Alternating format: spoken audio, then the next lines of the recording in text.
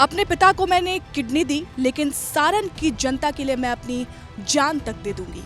ये बयान है लालू यादव की बेटी रोहिणी आचार्य का। अब रोहिणी आचार्य ने राजनीति में एंट्री ले ली है। रोहिणी आचार्य सारण सीट से लोकसभा का इस बार चुनाव लड़ेंगी और इसके साथ ही चौथी संतान लालू यादव की, जिन्होंने राजनीति में एंट्री ली।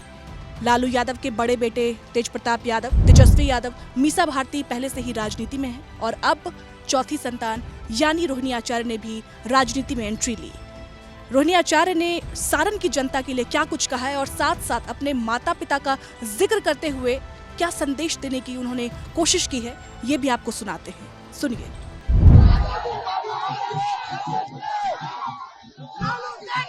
ये सारण की जनता का प्यार है अपनी बेटी अपनी बहन के लिए। ऐसा प्यार मेरे पिताजी को, मेरे भाई को, मेरी माता को मिलता था, वही प्यार और आशीर्वाद आज मुझे मिल रहा है।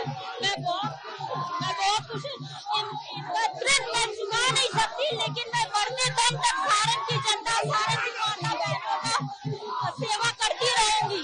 अपने पिताजी को मैंने अपनी एक किडनी दी, लेकिन सारण की जनता और बिहार की जनता को के लिए मेरा जान निछावर है और मैं आजीवन इनकी सेवा करना चाहती हूँ। रोहिणी आचार्य के सारण लोकसभा सीट से चुनाव लड़ने के बाद बीजेपी लगातार उनको अपने निशाने पर ले रही है। बिहार के डिप्टी सीएम सम्राट चौधरी और विजय सिन्हा ने रोहिणी आचार्य को लेकर क्या कुछ कहा है, आपको वो भी सुनाते हैं। सुनिए। देखिए, लालू जी का परिचय ही है परिवारवाद। हम लोग ये चिंतित हैं कि लालू जी ने 2 बेटा 2 बेटी को तो उतार दिया, हमारी 5 बहनें बच गई है, उनको कब उतारते हैं ये तो बताओ। बिहार की बेटी का सम्मान नहीं, और जो बेटी दूसरे जगह बहू बन गई, सिंगापुर चली गई, वो सिंगापुर से बिहार में उम्मीदवार बनने जा रहे हैं, तो बिहार की जनता तय करेगी कि जो सही में बिहारी है और बिहार के प्रति सजग है, बिहार के प्रति समर्पित है, उसके साथ चले या बिहारी सिंगापुर में जाकर के सिंगापुर की सेवा करे। ये निर्णय बिहार की जनता लेगी।